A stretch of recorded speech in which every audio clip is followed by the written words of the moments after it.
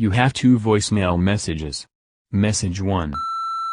We'll find another truck where the driver is a fucking fat kid who's got his shit untucked, who doesn't think he's special forces. Message 2. Coughlin, come out with your hands up. Fuck you.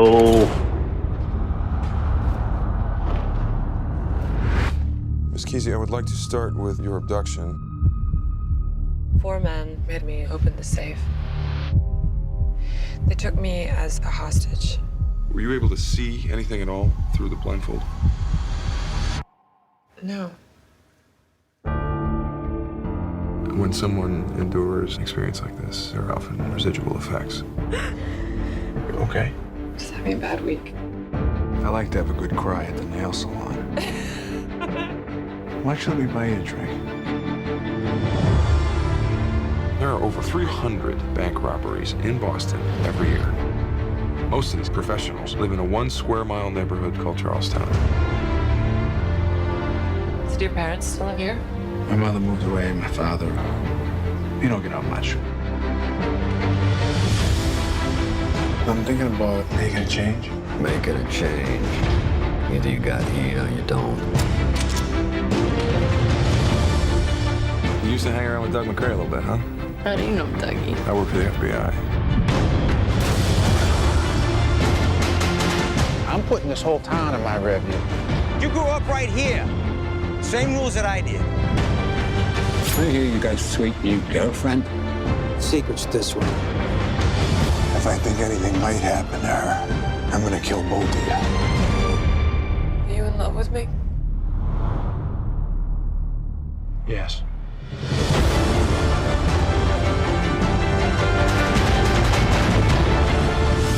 She's the one person that can give us the feds. She didn't see anything. Get that in your head. This is the not screwing around crew. So find me something that looks like a print, because this not screwing around thing is about to go both ways. I want to go with you. I'm leaving with somebody else. If we get jammed up, we'll hold them court on the street.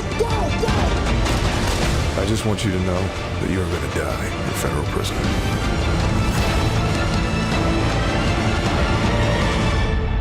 I'll see you again, this side or the other.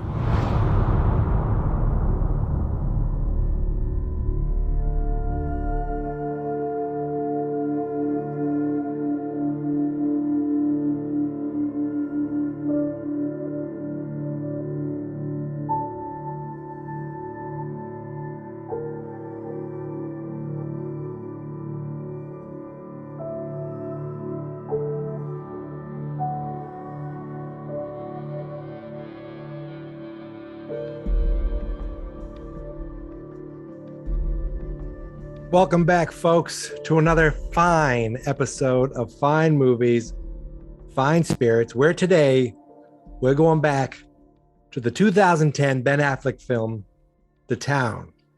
We're here for another Jeremy Renner movie, but this is the last one.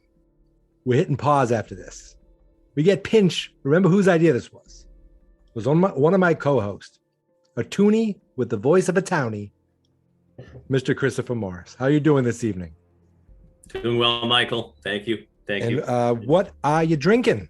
In case you wanted to know, I happen to be drinking a Sam Adams Wicked Hazy. I just happened to buy these at the store yesterday without even planning for the pod. But well, I went specifically because I don't drink enough beer to actually go buy, and I went and bought some Sam Summer to feel Boston-y.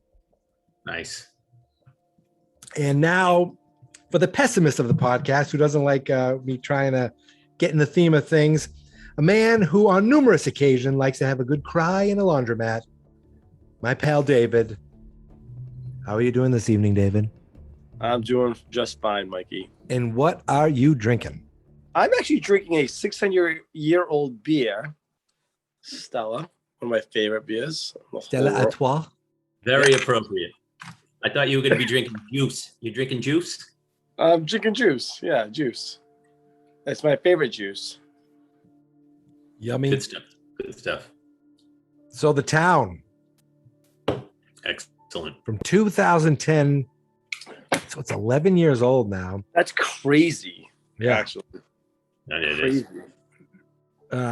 Directed Jeremy- by Ben Jeremy Renner- Affleck. Jeremy wait. Renner was just a little child in this movie. He wasn't really a name yet. This kind of put him on the map. He was a wee lad. From 2010, directed by Ben Affleck, screenplay by Peter Craig, Ben Affleck, and Aaron Stockard, based on the Chuck Hogan 2004 novel Prince of Thieves, which I think I knew it was based on a book, but I'd never read it. Obviously, there's no pictures in it. I'm sorry. Did you read it?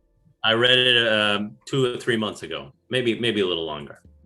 Chuck Is there- Hogan. Is it? It's pretty much the same. I saw like the end is a little different. The end is very different. Yeah. It's excellent.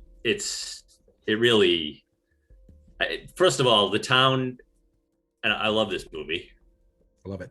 It's underrated. Besides, the Boston aspect, which you can't help but enjoy in a lot of movies if they do them well. But the town the movie itself is somehow it's underrated. It's just a great heist film. Great. What was well better, the shot. book of the movie, Chris? I always choose the book. Yeah. Unless it's Jaws, it's the movie. It's a different pod rating. But the one thing the book definitely has on the movie is that the town. It's kind of a shitty name, right? Not a great movie. Right. Prince of Thieves would have been a better one if fucking Cosner didn't rip it off and do that awful Robin Hood movie. Yeah, but the town, anyone that lives in Charlestown, they do call it town. Do they? Okay, that's what I wasn't sure. It is, yeah, 100%. So it is appropriate. Now, is this Ben Affleck's first movie that he's directed? No, this is it his second? This was after Gone Baby Gone. After Gone Baby Gone, which is also underrated. I have not seen that. Wow, it's excellent. You gotta watch it. But this one takes it up a notch, and this came out before Argo, and it's really, I don't think when it came out, when I first watched it, I really enjoyed it, but I don't think it got its due because it's really rewatchable. The more times you see it, you're like, holy shit, this movie's underrated somehow. Yeah, See, this is one of those movies that I don't shut off when it's on. I will watch it if it's on. Like Ben Affleck doesn't get enough credit. I probably watched it at least, I would say, 10 times. Yeah. So it is 11 years old. Do you remember like seeing it for the first time, or if you saw it in the theater, or you rented it, or? Not seen it in the movie theater. You did? No, I did not. Oh, yeah, I didn't either, and I don't even remember the first time I saw it. I don't remember. Yeah, I rented it. I remember when it first came out, and that was the first time I saw it. And then for this was the second time I saw it. Really? Wow. It's been a while. Yeah. And what'd you think? I forgot how much I enjoyed it. Like I was like into it the whole time. There's the guys that you're kind of following, you're rooting for them. Sometimes you're rooting against them. And then there's the guys chasing them who you're kind of also rooting for. I don't know. It was just perfectly done. That's one of the things about the book. And the first time I watched it, I was like, oh, John Hamm, I'm going to root for him. And the more you watch it, you're like, he's just slimy. He's pretty unlikable. In the book, he's completely unlikable. He's just like a scumbag. And he dates Claire a lot more than, he's actually kind of dating her. In the movie, he does go on that one date with her, basically. Well, I think the biggest difference between these bad guys and the Goodfella bad guys is the Goodfella bad guys really kind of chose that life, where when you're born into like the projects in Charlestown, you kind of become that life at some. And I mean, it's a cliche, but you're adopted into it. And they want to get out of it. A couple of them want to get out of it. Well, they all don't. Obviously, Doug does, but he basically, like they say, falls into the life after his hockey career doesn't pan out.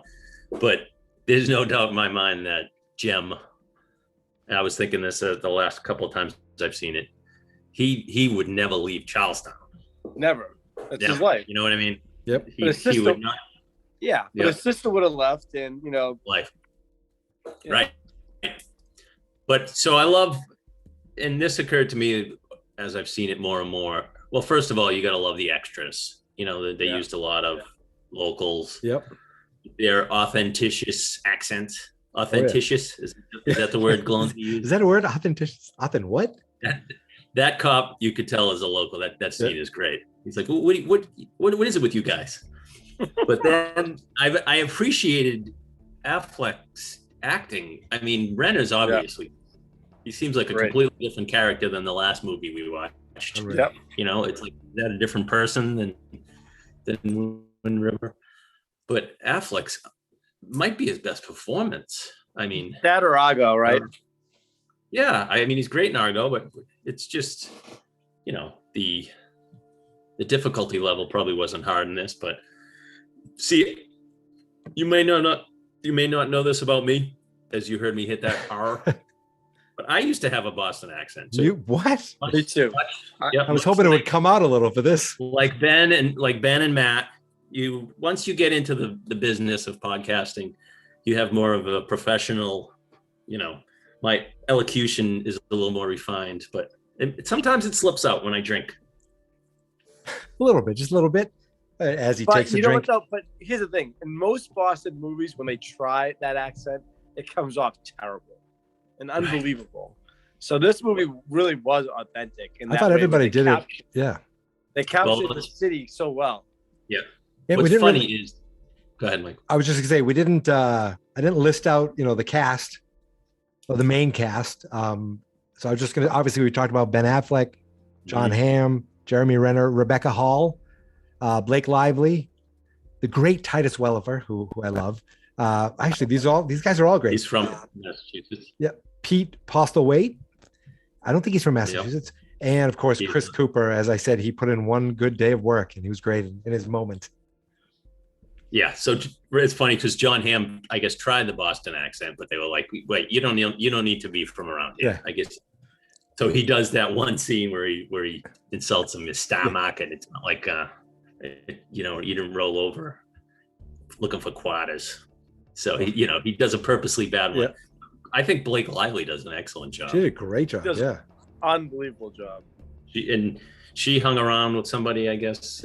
Yeah, I read that Ben Affleck brought her like into Charlestown to hang out for like a couple of weeks just to kind of be with. And I read that Jeremy Renner hung out with prisoners, like Boston prisoners at a jail or something. Yeah. And he's not like, he's just great. You know, you could tell he doesn't sound like Affleck or Damon. And that's one thing about Boston accents. People think like, they're overdoing it. Or Martin Sheen at The Departed. Right. Yeah. Terrible. So I'm saying it's just you can go one way or the other when you do these accents. Right. So it can make or break a movie, to be honest. Yes. But a lot of people think it's like Boston people don't really sound like that. Yeah. They sound stupid. They do. There's I'm watching MasterChef right now. There's a contestant on there who's just got like a wicked Boston accent that if you thought she was acting in a show, she'd be like, Jesus, she's putting it on. But so, I've worked in Somerville now for 11 years, and I worked in Dorchester before, and the accents are there. They're right on. So when people say this, that doesn't exist, it's bullshit. It does exist. But you were telling me today, you get these, quote unquote townies. Yeah, all the time. All the time, yeah. I live right down the street from that Home Depot. Yeah. But yeah, they do a great job of that. So one thing I wanted to ask, because I didn't look it up. It talks about Charlestown being like this mecca of like armored truck and bank robberies. That's true. Biggest in the world. Yeah. That's crazy. Yeah, those stats were true, or they were true at one point. You know what I mean? In the 90s, they were very true. Yeah. Yeah, amazing. And I love the whole thing with the Charlestown Bridge. Now this movie, but listen, you got to start this, right? Go into that opening scene. That opening scene captures everything. It sets the pace for the entire movie. All right, you want me to get right into it? I just wanted to mention quickly the Rotten Tomato score. Do we know? 92. And it was nominated for only one Oscar for Jeremy Renner for his performance as a Best Supporting Actor. And you know who he lost to? Who? Another Wait, what? fake Boston accent, Christian Bale in The Fighter, who Oh was my god, another amazing fake accent. Like, amazing fucking role in that movie. Though. That movie's all about him, as far as I'm concerned. And I Mike, well, okay, we gotta do that movie at some point because he was just for him. ridiculous. We talked about it, and the extras in that too, though, are like I think I've mentioned on the pod. The sisters, I know those girls in Lowell. I spent a lot of time in Lowell. Not exactly about. I think you took one of them home. I don't know. All right, let's get started. Let's do this. All right, so cold open. It shows the stats that we just mentioned. You know, one blue collar neighborhood has produced more bank robbers, more armored car thieves than anywhere else in the world. Blah blah blah. I love the line where it says the random guy from Charlestown. I'm proud to be from Charlestown. It ruined my life, literally, but I'm still proud. I love those little voiceovers that he used from certain. Well, I guess one was he was going to the AA meeting, but the way he did that with the audio. Yep. But then you get his voice right away, Doug, doing his great Boston accent. You see that was shot of the Bunker Hill Monument, which they show a million times, right? Don't they show all of the overheads, and you get his Boston accent right away. Driver's name is Arthur Shea. You're gonna love that. Saying Shea cracks a Herald, makes $110 a day, carries a Sig 9, and he's about to get robbed. I'm gonna try to do the Boston accent. Do your best. They show him talking to his crew. Jem, then we see Renner. Jem points out if he wants to get hurt, don't get in the way. Into the bank. I like how it shows the security cam in black and white. They just show everybody's Blackberries. You like that? That ages it a bit. Yeah. Put bleach in the jar. They've put the Blackberries and phones in the jar. In the microwave, right? And then they take the tapes out, right? They take the tapes out. That's right. Yep. And Doug's talking to Claire. Don't lie to us again. He asks her to test her, and she gives a false time. She's the bank manager.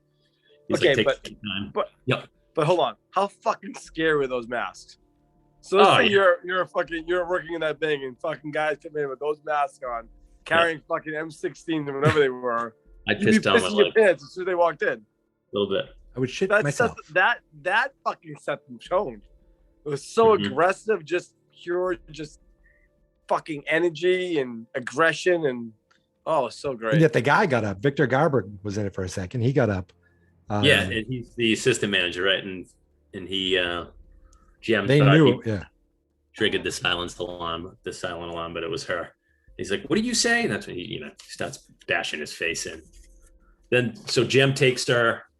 Well, that moment where you could see her touch her with her ankle, and then she looks up, and the guy looking right down at her, it was like, Jesus Christ. But that scene sets up another important scene later on, though, when he fucking smashes that guy in the brain with the fucking gun. Go ahead, Chris. Keep going. Yeah. So they take her, they blindfold her, they take their masks off. It's a great shot. They let her out and tell her to stop when she touches water, or I don't remember exactly. When you feel water, yeah. That was it. It was very similar. They took that straight from the Friends of Eddie Coyle, which I hadn't seen until last year. It's another famous Boston movie with Robert Mitchum and shots of Bobby Orr in the garden in that movie. Awesome. But that's when you see that, and then you see the title. So that was the cold. You see the town, and then it goes to Ham, the FBI office, and like you said, Titus Welliver, who's from Boston. He got the job. He just went down there. He heard they were. He was acting a lot before that, and they knew who he was, and he just somehow got in line or something. They're like, "What are you doing?" For real? Yeah. Mm-hmm. That's awesome. I read the something. I didn't know he was a local guy. Yeah, I forget what town he's from. So they're going over the crime, found the van. He's like, "Where'd they find the van? Where do you think?" So Dino is Titus Welliver. Goes back there. He's like, "Yeah, Dino, there you go." Dave would be offended if he wasn't Turkish. So it's like, well, we got these new pros. They're a gang they're not familiar with, and So what's his name? Frawley asks the people, well, I got to do this anyways. And he's like, anyone who can anyone tell me who lit this van on fire? Which is comical that he was had to ask that. Yeah. So then they're all meeting. The other guys, they're pissed off that Jim took a hostage. We're taking hostages now. The big guy. You can see he's the loose cannon right away, pretty easy. Yeah. Jeremy Renner, right? Yeah. So the big guy, I forget the actor's name. He's in Gone Baby Gone. He's a psycho. He's great. What the hell's his name in this? Glownsy. I feel like it's Jeremy Renner, Ben Affleck, and the two other guys. Exactly. They did. Yeah. I'm surprised he didn't have Casey as one of the. Right. So the guy Dez is the young guy who works at the phone company. Verico. He's like 21 in the book. It's kind of a different story, sad. And so they all meet, and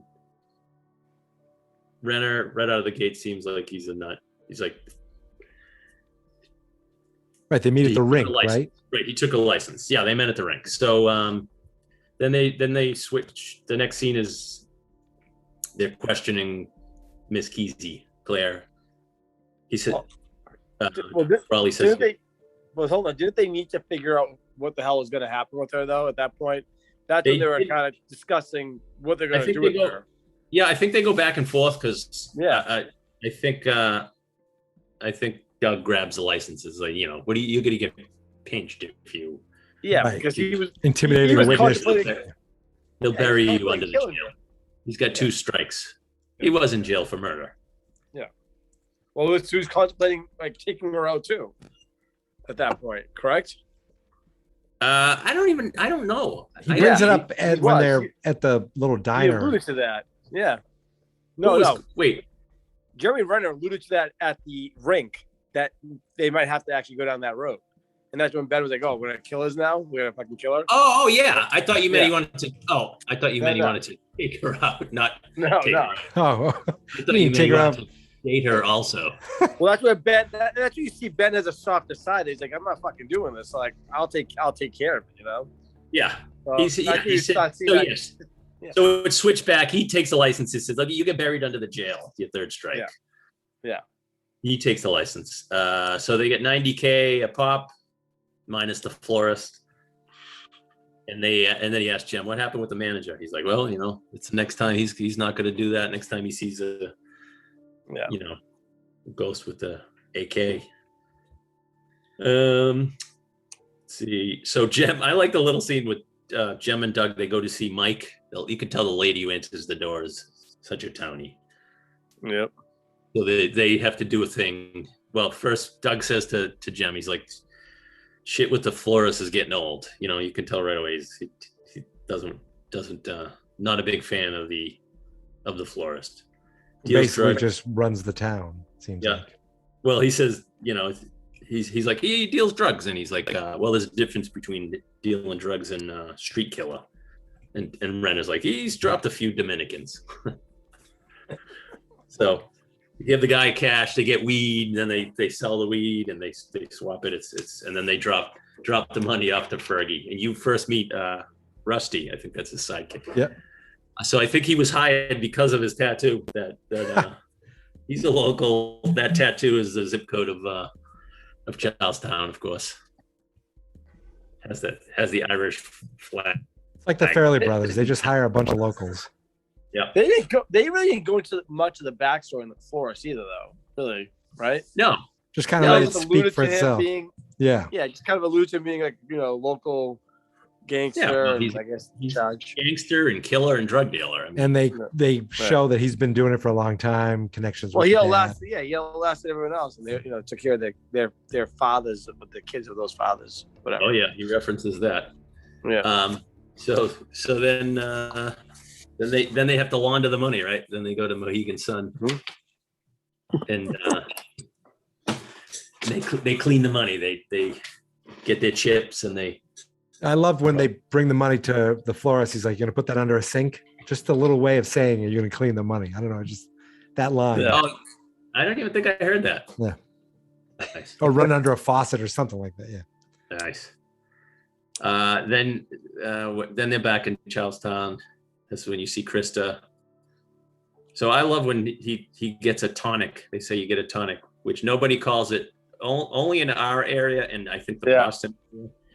People stopped calling. And nobody I know still calls it a tonic, like a soda. Nope.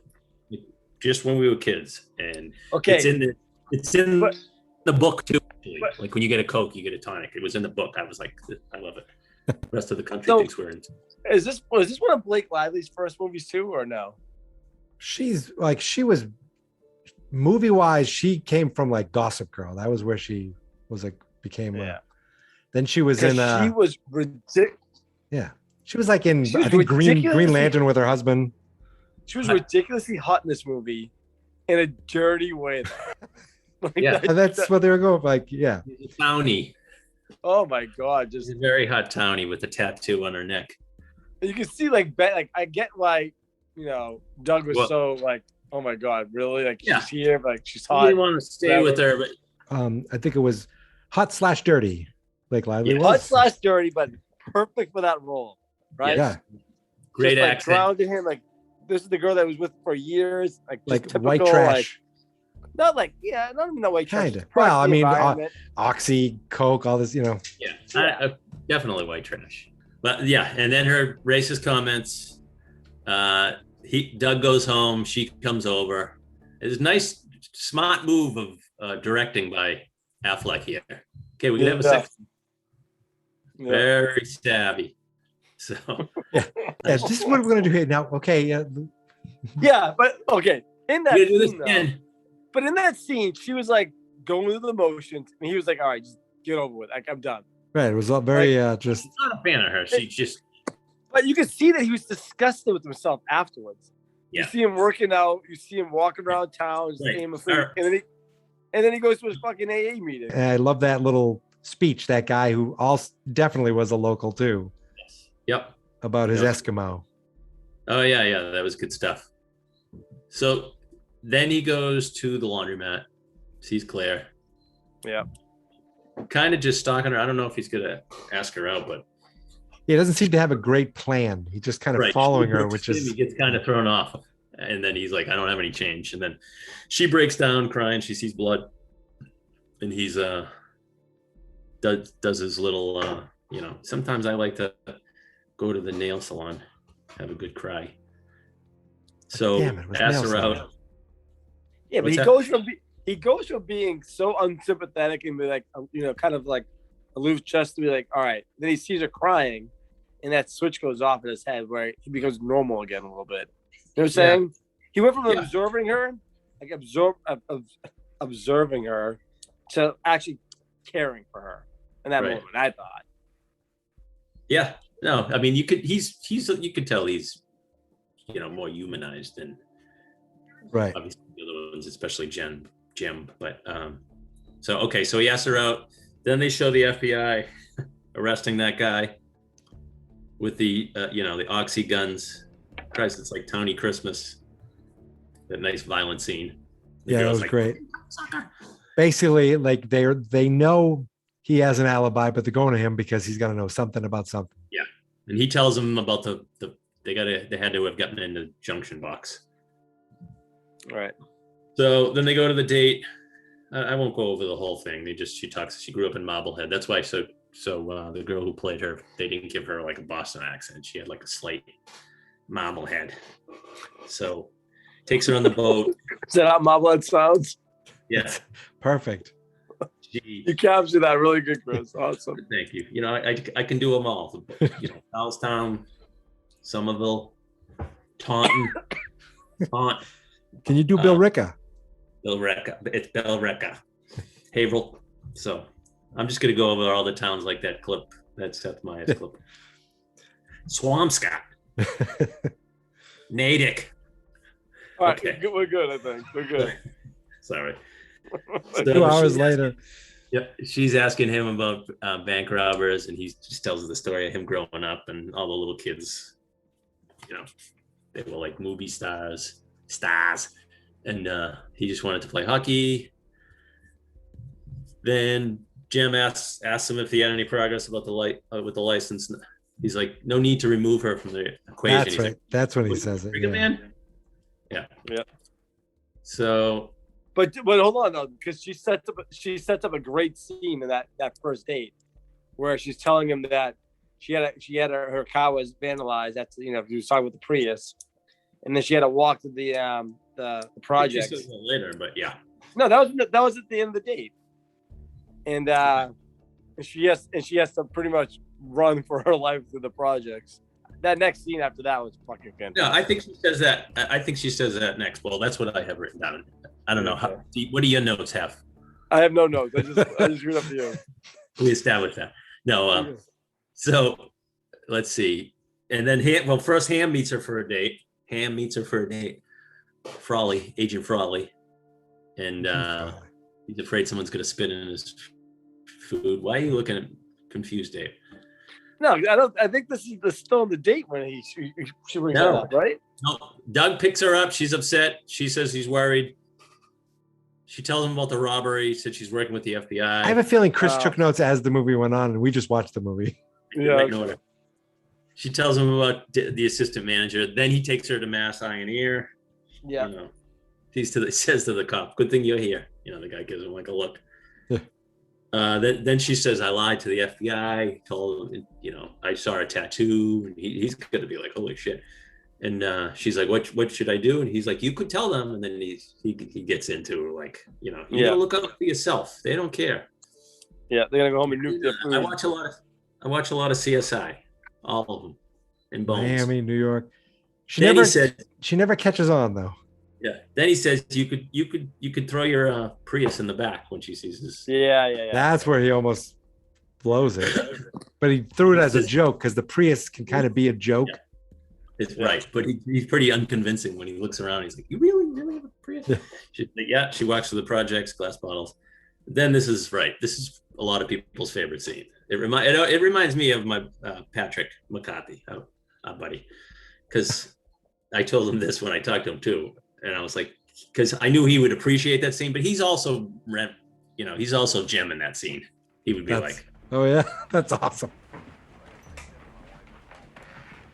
I need your help. I can't tell you what it is. You can never ask me about it later, and we're gonna hurt some people. Whose car are we gonna take? Yeah, whose car are we gonna take? It's great. Then they go to the deal. It's a very violent scene with So Doug has the sledgehammer, right?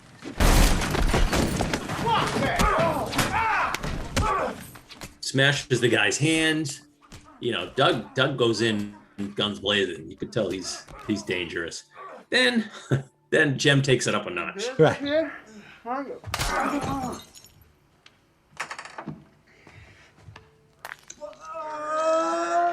Pulls a gun out right out of his fucking head. Yeah. I love this. I love the He says, "What did you do to piss off my buddy?" Yeah. What'd you do? I don't know what you're talking about. That's my brother right there. What'd you do to get him so cranked up, huh? I don't know what the fuck you're talking about. You don't know?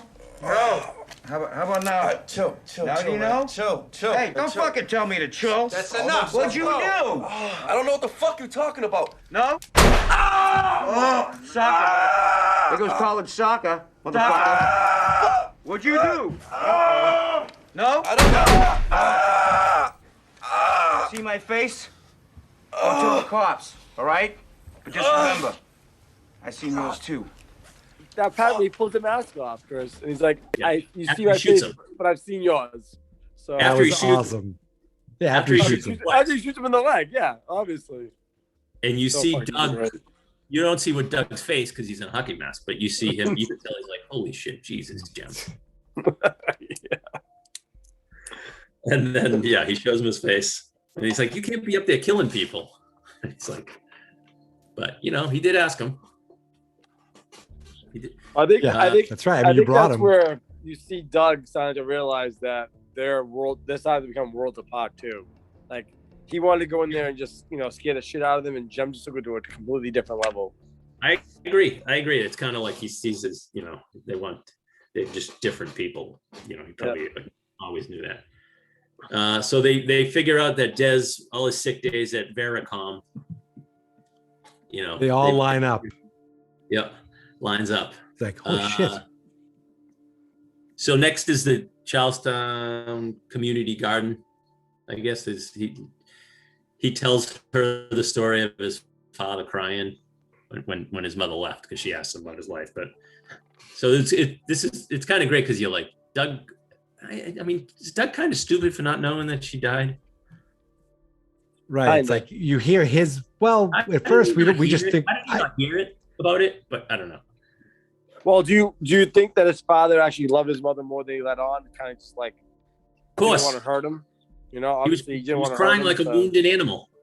Yeah. So I think mother left. I think he was protecting his son, obviously. And right. He said even at the prison though. Your mother's not coming back. Yeah. What? But even at the prison, he never said what actually happened. No, he just said you think your mother was a saint, basically. Right. At the prison. Yeah. He didn't want to have to tell him what happened, but we'll get to that. Right. He says something very, telling, but he doesn't tell what happened. So, right, the father's like, your mother left, she's not coming back. She knew she was dead, but and Doug says he imagined she was down in Tangerine, Florida. That's what he was like. So then the FBI is staking out the cookout. You see the pictures of him. Albert McGloin never met a car he couldn't boost. I like those the little clips there. They show their chart and they show Fergie the florist at the bottom and Big Mac, Stephen McCray. Stephen, is that it? Yeah. In jail for armed car murders. Boo, boo, boo. So next scene is with Doug eating lunch with Claire. This is great. That is a tense scene. Yeah. So the foreshadowing here is, it's a sunny day. My brother died on a sunny day, so don't really, not a fan. I always think about someone dying on sunny days. She goes to the bathroom.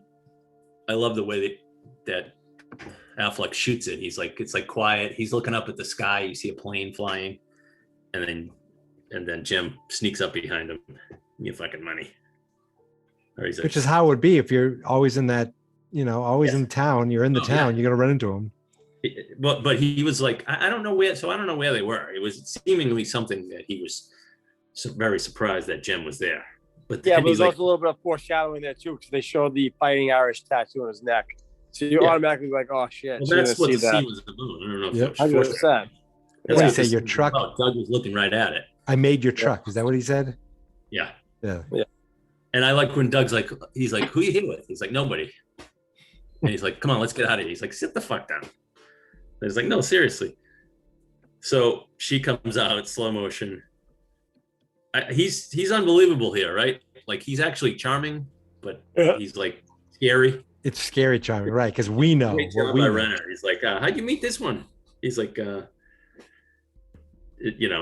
the secrets with this one, he never told us about you. And where did you guys meet? He's like, it's a lottery. He's like, love between the sheets or something.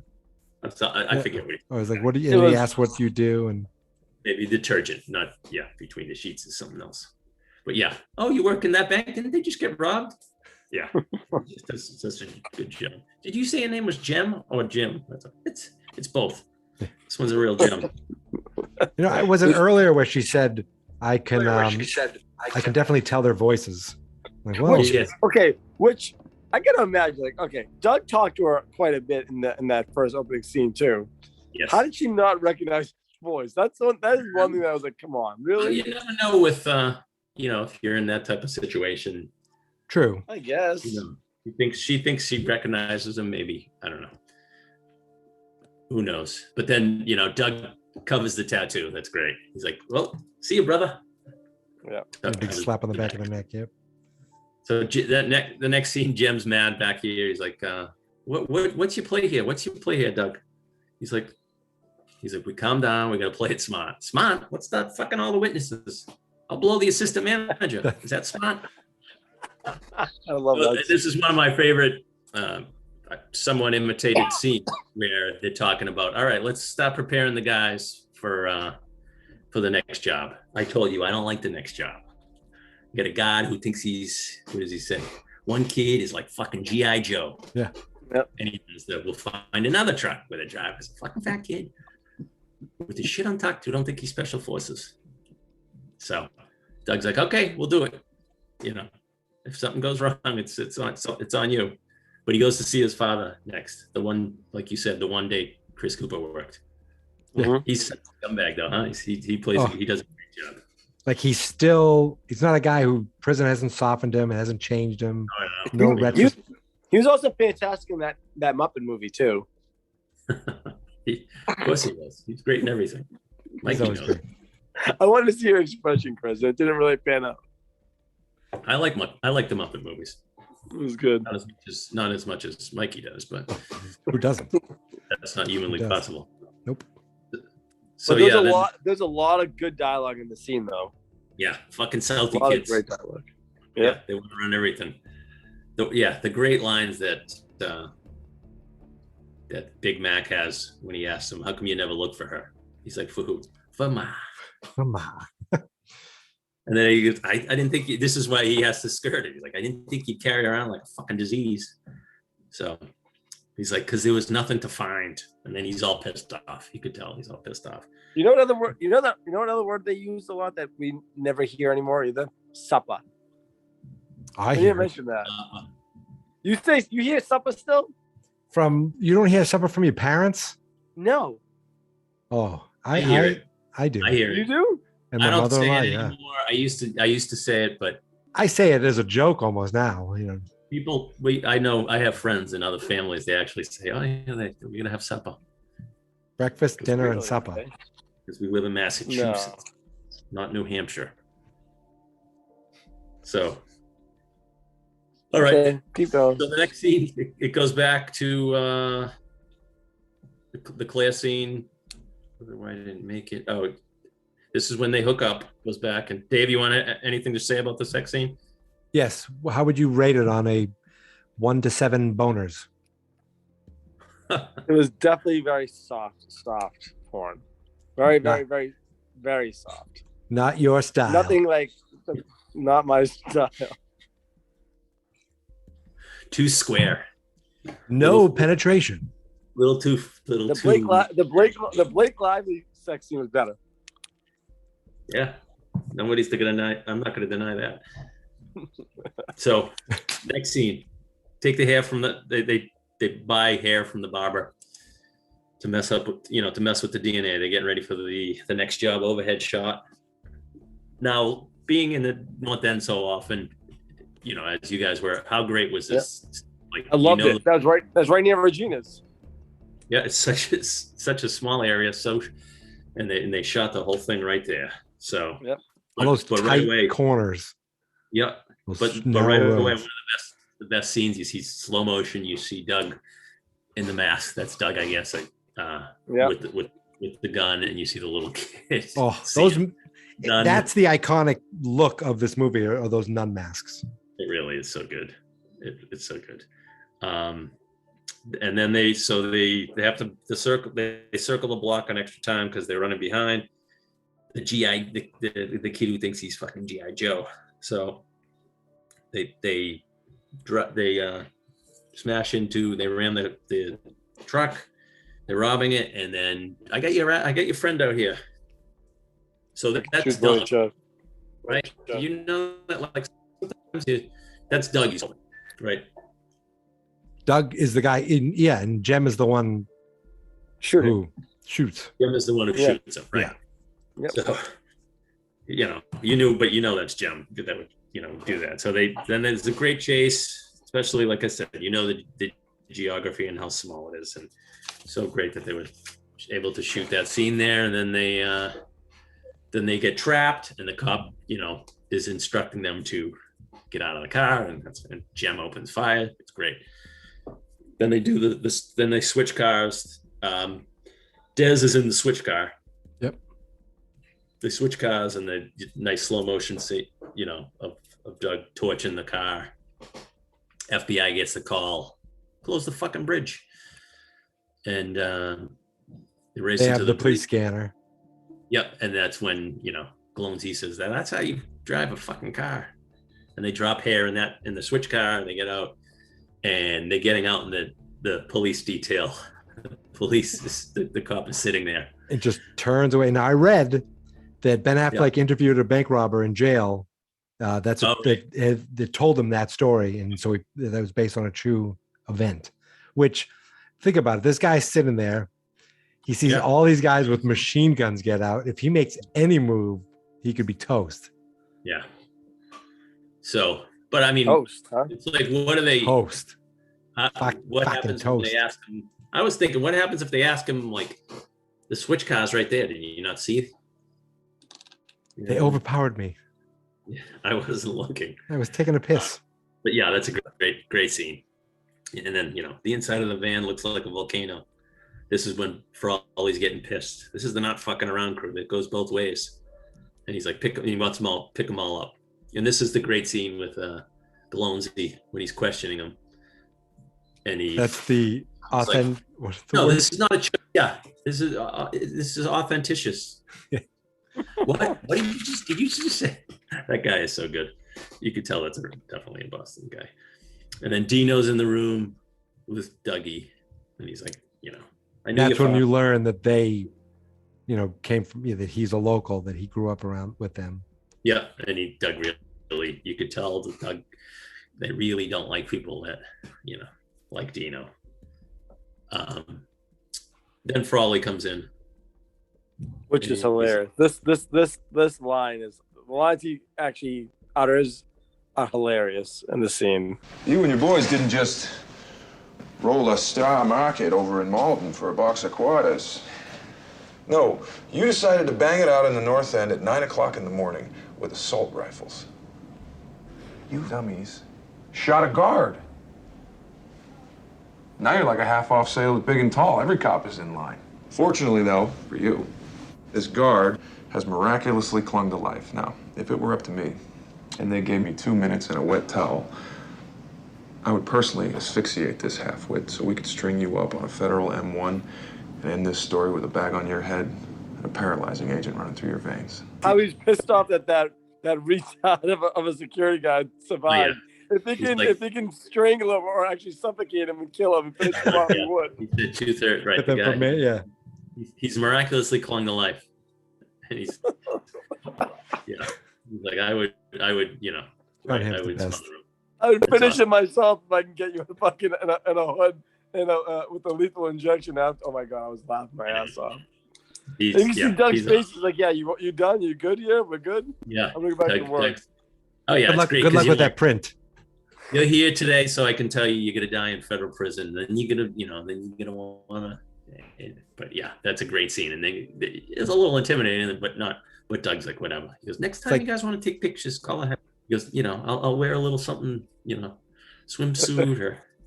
It's like, he basically said, if you want to be slick, maybe be slicker than a 6-year-old. That was a great line. Because they all know what the car looks like.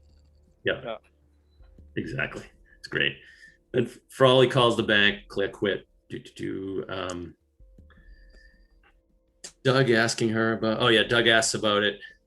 Doug's you can tell Doug's ready to quit. He's like, I would quit my job. This is when he gives her the necklace. He's almost going to tell her the truth. Yeah. There's things you don't know about me, and she does want to go with him. And Frawley goes to see her, right?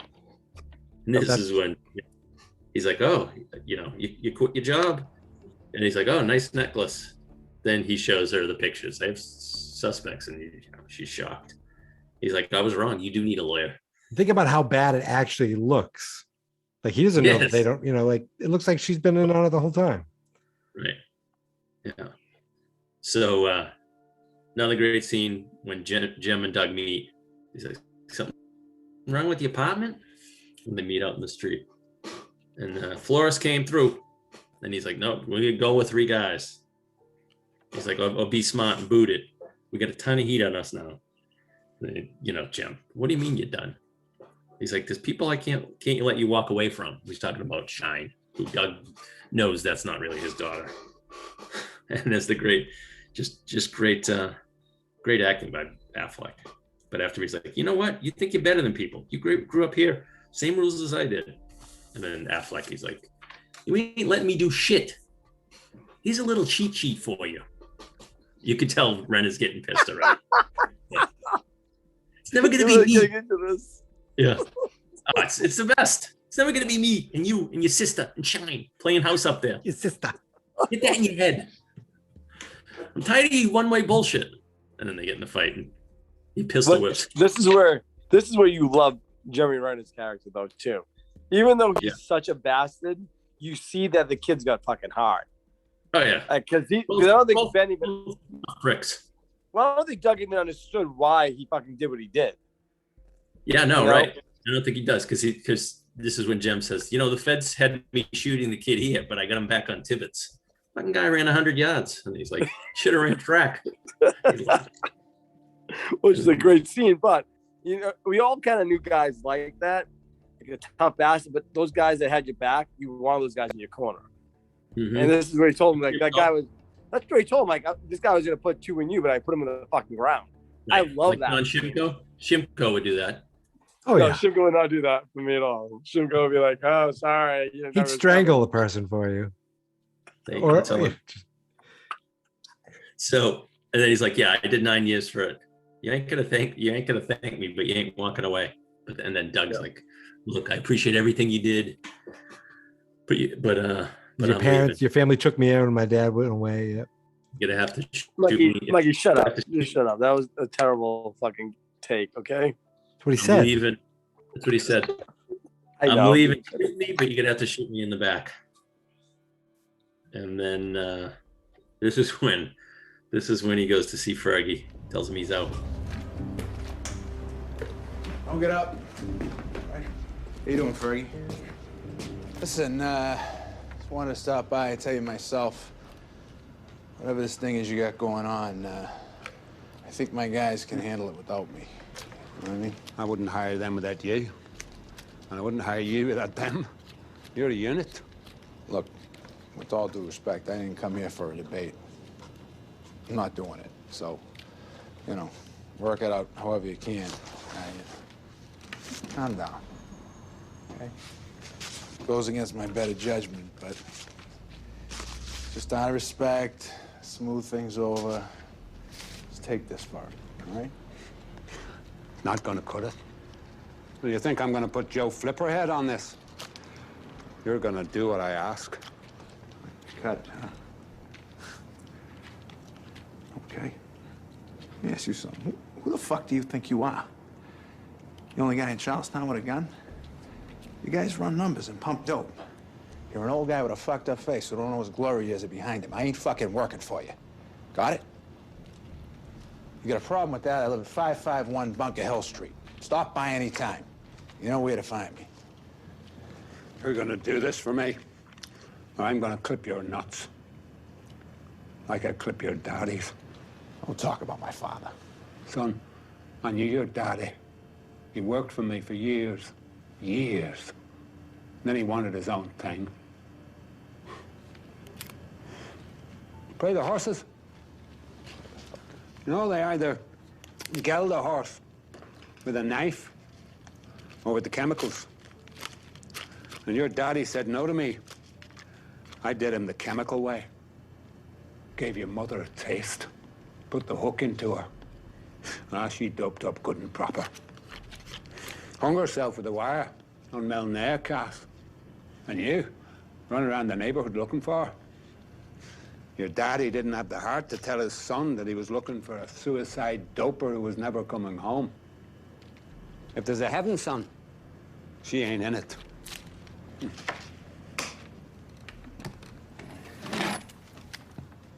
Oh. I hear you got a nice, sweet new girlfriend. Lives on the park. I don't want to send her a funeral arrangement to your house. But I will if I have to. Now I know where to find you. The scene. Oh boy. He's The like, line. It's my better wishes, but I'm out. He gives him his money, and he's like, right. Apostle Wade is so good here. He's like, you're not. He's like, it's not gonna work. I wouldn't hire them without you. I wouldn't hire you without them. He's like, look, with all due respect, I'm not doing it. He's like, you think I'm gonna put Joe Flipperhead on this? He's like, you're gonna do what I ask, right? Is that when Affleck does his little speech? Affleck's like, who I have it. Who the fuck you think you are? The only guy with a gun? He's like, don't talk about my. He goes, you're an old guy with a fucked up face who don't know what his glory is behind him. And then he goes, you got a problem with that? I live at 551 Bunker Street. He'll stop at any time. That's when he's like, you're gonna do this for me, or I'm gonna clip your nuts like I clip your daddy's. And he's like, what? And then he does there's two ways, well, he asked me, you play the horses? There's two ways to geld a horse, with the knife or the chemicals. It's like, I did your daddy the chemical way, gave your mother a taste. You know the rest. So he's basically saying, I clip your dad's nuts by getting your mom hooked on drugs, and which was a fucking killer for him, because his whole life is about finding his mom and going to Florida. Maybe she's down there. If that wasn't enough, his whole life. If that wasn't enough, he's like, if there's a heaven, she ain't in it. Yeah. The heaven, she ain't in it, son. And then he's like, oh, also, you see your little girlfriend. Now, who told him that, or is he just knows because he knows things going on? He knows. He has his business to know, Mikey. Yeah. Not that Jem would even care. I mean, I don't think Jem would betray him like that, but yeah, Jem doesn't care about her, so like, who knows? So yeah, and then you see Rusty. Rusty's there in case Doug makes a move, which obviously you would think very close to. So then he goes to Claire's and she's crying. He's like, "What happened?" And then you could tell, why did you do this to me? Which is almost like, seriously, like, how, you think she would roll over on him and never talk to him, but. And then Rusty put the flowers on the gate, right? Isn't that what? Yeah, that's where kind of like, a little intimidation. Yeah. Then he goes to Fergie. I'm in. If anything happens to her, if I think anything might, I'm going to kill the both of you in your own shop. So your own shop. Your own shop. He goes to her. I'll never lie to you. You believe? Oh, because she's at the garden. And she's like, why would I believe anything you say? Because you're going to hate the answers. And then, that was a great line. Yeah, pretty good stuff. And then the overhead shot, and you see first Fergie telling him about the job. Well, gang's all here. There's always a weak spot. We just need to find it. Cash is brought out and stacked 15 minutes before the van does the pickup. That is when you hit. On Monday morning, after a 4-game stand with New York, 60,000 beers, food, merchandise, total haul, $3.5 million. Taking down the Cathedral of Boston. Priceless. I love that they never say. Like, they don't tell you what they're robbing. They kind of just like I don't know what the word is, insinuate or fucking. Yeah, they don't. Right, and then it's never even mentioned. Yep. But Fergie says we're taking down the Cathedral of Boston. Priceless. That's when you get that great overhead shot. Yeah, 3.5. Will the Cathedral of Boston still be considered Fenway? Since to Fergie, baseball is a dying sport. Well, what else would it be? I mean, or dead. This was 2010. It was still. I'm saying it's still a pretty big deal. Yeah. Right. This is true. Baseball's dead. Go ahead, keep going. Yeah, I don't know what would be the Cathedral. I just wonder if nowadays with all the cashless payments, would there be as much money? It's a good point. There probably would not. I don't.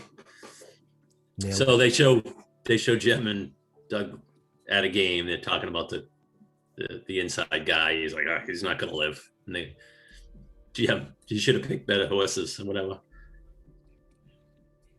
So and then the next scene's Chris is at the bar talking to Frawley. The scene's pretty good. Yep. Which Frawley which Frawley actually makes a point about how cash money is not even worth its fucking own weight, Yeah. right? Well, he does it right. I know everything about money, and then he does a segue, and then he's like, "It's about 1 gram. 1 gram of oxy." You know, that's right. Yeah. And then how does it work? You tell the bartender. He's like, when she asks for a lawyer, oh yeah, you know, you got to protect yourself. And he's like, how many diamond necklaces did Doug get you? Ooh. Yeah. He plays it right though. Yeah. So this is great. So Jem tells him, I'm not going to jail. Basically, you're saying, you know, if something happens. We're going to hold court. Yeah, we're going to hold court. That's a great, right. Something is done. We're going to hold court. And Doug's staying right across from Fenway. Then Krista shows up and he's, you know, she wants to go with him. But yeah, she's unbelievable in this as a townie. There's a nice little shove up against the wall. Pretty rough there. Well, yeah, because she says something about a Tiffany necklace. Yep. Oh, that's right. How does she? Yeah. Yeah. So he's mad and kicks her out. So then they show him dressed as cops. They show Krista crashed and she calls Frawley and basically she gives it away, obviously. Yes. Right. If she didn't, if Doug didn't, not that he would know. If Doug didn't lead, Doug could have let her on. You know, yeah. Wouldn't have ratted them out. And I was thinking about this after, like, spoilers, but she caused her, you know, her brother. But I mean, she had no choice. Her kid. But you know, he killed her brother. She did kill her brother. She's a great mom. So then they get into the park where the inside guy, you know, you didn't see me. It's like, it's down there. And this part's great. Well, they go back to him. He's like, sweetheart, you're fucked. You know, when she rats him out in this part. Then they go back and Doug and, you know, they're using a grinder. They cut the locks. Des cuts the alarms and the cameras. And Doug and Jem come in with shades. Who called 911? This is great. Oh, yeah. It's just intense. And the guys, the combination of cops in it are great. It's Stady and they're all like, they knew something didn't click. Right. What's up with the little Brighton here? He's like, what are you, a smart ass? Yeah. They were, you know, Affleck was a little over the top on this one, but I, it's like, he asked you for your IDs, you know, get on the ground. As soon as those guys go on the ground, zip ties, like shit. And then the great scene with Doug. In the cash room, Arnold Washington. You live at 311 Hayes Street in Quincy with a wife named Linda and 3 small dogs. Do not make a distress call. Also in the cash room, Morton Previtt. You live at 27 Counting Lane, Randolph.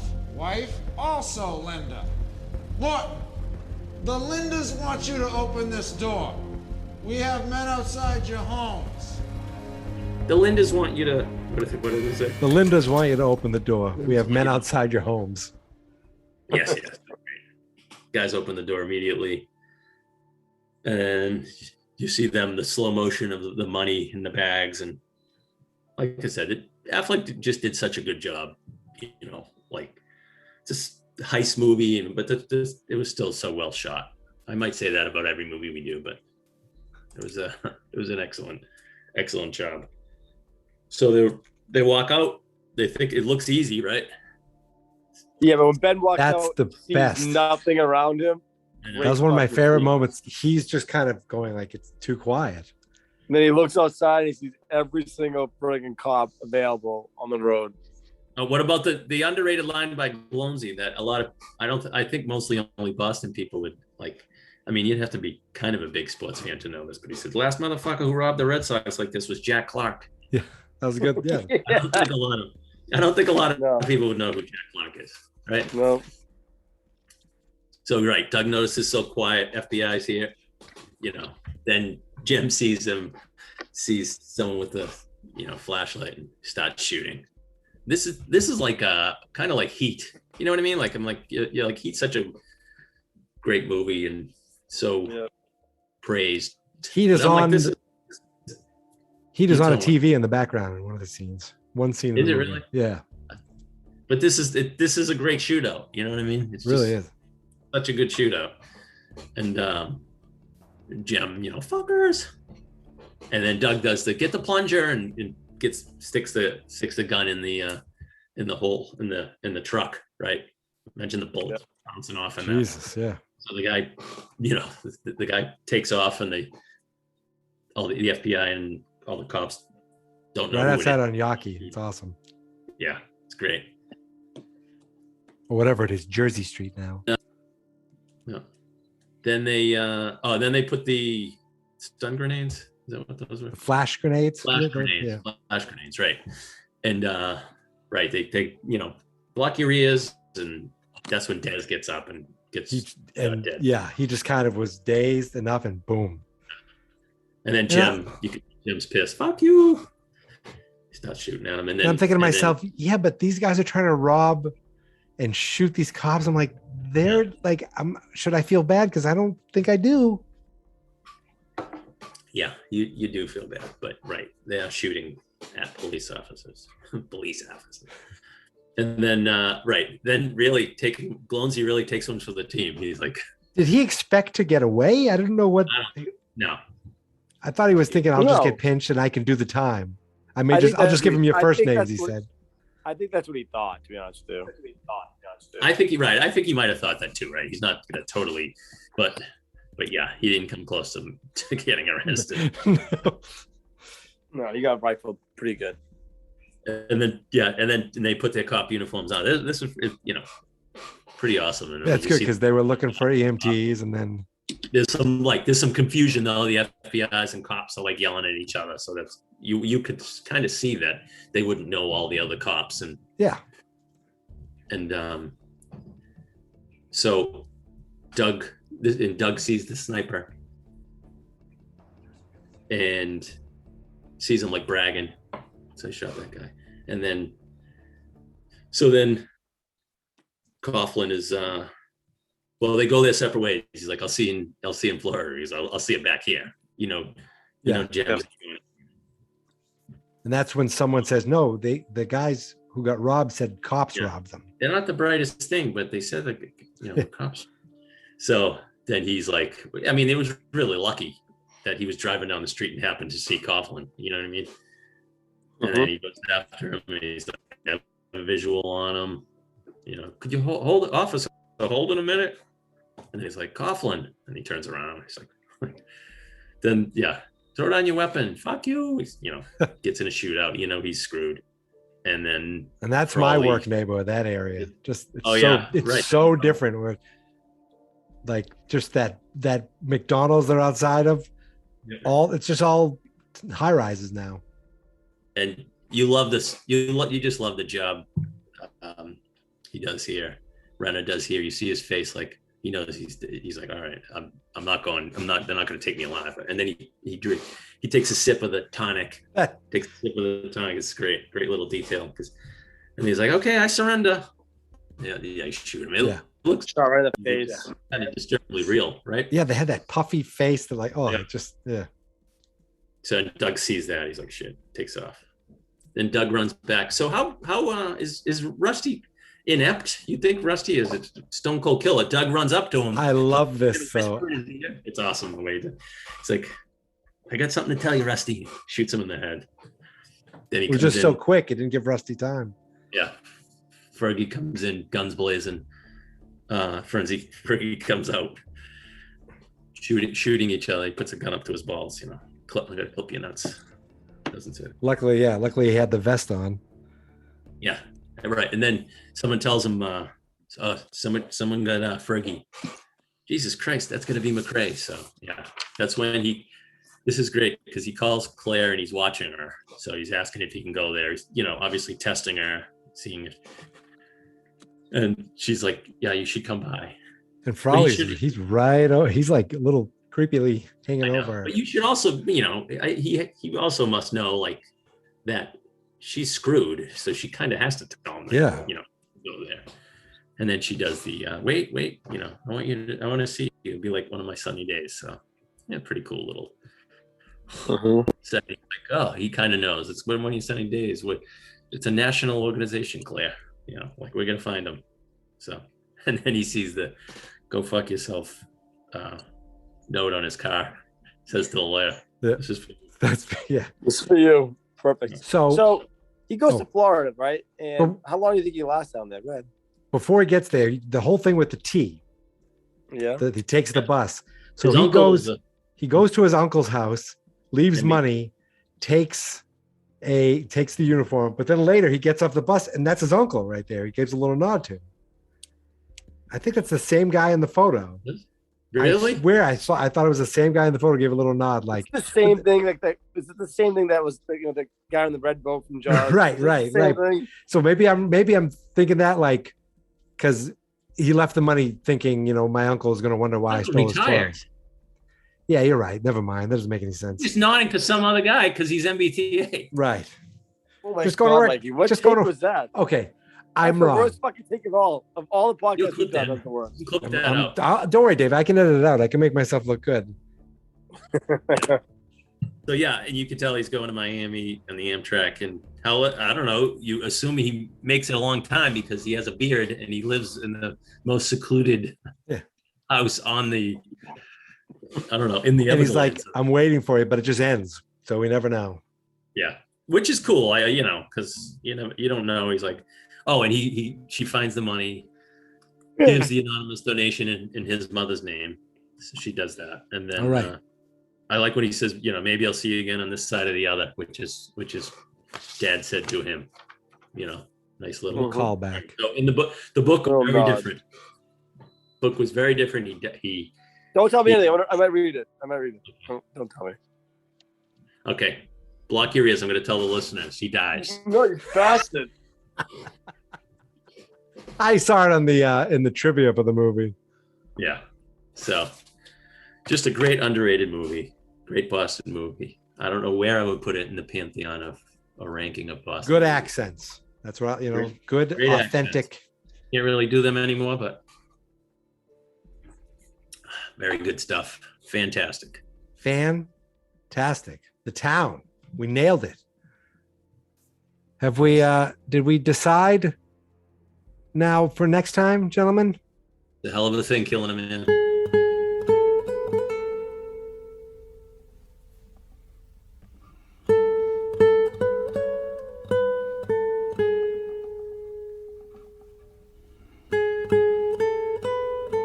You can do that. Go ahead. Yeah, a movie that I admit I've never seen. I can do it. I want to say I saw this movie in the movie theater with your brother. I would think so. I think I would say 1993. I want to say, or is it one? With your brother. 93. 93. Nailed it. Now it yes, the Gene Hackman, Clint Eastwood, Morgan Freeman. Is he in it? Yes. Oh, Morgan very Freeman. good. Is it The Unforgiven or just Unforgiven? I've never seen it. Unforgiven. Unforgiven. Next time we're going out Old I'm West. sorry, 92. 92. 92. Best picture in 92. Oofa. I've never seen it, so I'm excited now to My finally. brother's going to be very excited. Yeah, it's been a Very long long. time since we've done a movie I haven't seen. I think The Graduate was the last time. So it'll be Was that one very of cool to finally. Was that one of your favorite movies, Mikey? The Graduate. Actually, yeah, I was thinking about it the other day, and I was thinking Thank about you. how, like, well, I'm angry at myself for waiting this long to see it, but how enjoyable. I didn't know what it was going to be. I thought it was just going to be like a real dramatic movie. It was a lot more fun and enjoyable. I didn't know it was even a comedy. Goes down easy. Yes, That's one that's thing. Goes down easy. Like you think it right. You think it's like it's gonna be a lot of older movies, 70s, 60s, they're a little bit of a chore, even some classics. But yeah, there's The No Graduate. chore is- on this one. For We're all you going back. listeners, go back and watch The Graduate and listen to the pod. Yeah. So good. Also Unforgiven. No, this movie goes down easy. I got in a battle recently with previously referenced Patrick McCarthy, who scoffed at the idea that this was the best Western of all time. It's the most realistic Western of all time. Did he have a counter? No, No, just no. that was always a plus in the argument to not have a. an actual rebuttal. Well, I hope he listens. Yep. I honestly think of the quote, which it's not a spoiler, Mikey, but it is really is a hell of a thing killing him. Take away everything he's ever had and all he's got to have. All right, let's save it for the pod next week. For the pod, I already have notes. 2 weeks. I already have 2 pages of notes. He's been doing it during this pod. So, folks, you can find this show on Instagram at Fine Movies, Fine Spirits. You can find us on Twitter at Fine_movies. You can find Dave probably at the gym 7 nights a week. Chris, any closing statements, any closing remarks before we head out of here? Nope. I am just going to work on trying that Boston accent again.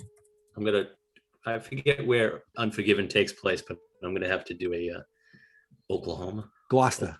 Accent, something. Gloucester. David, Haverhill. Any parting words from you, David? No, I'm good. All right. Why don't you get to bed? Hey, let's just say, let's close it like we always do. Ladies and gentlemen, thank you so much for listening. Thank you so much for subscribing. And say goodbye, David. Goodbye. We talk about great movies while drinking. We talk about great movies while drinking. Yeah, we talk about great movies while drinking. And we feel fine.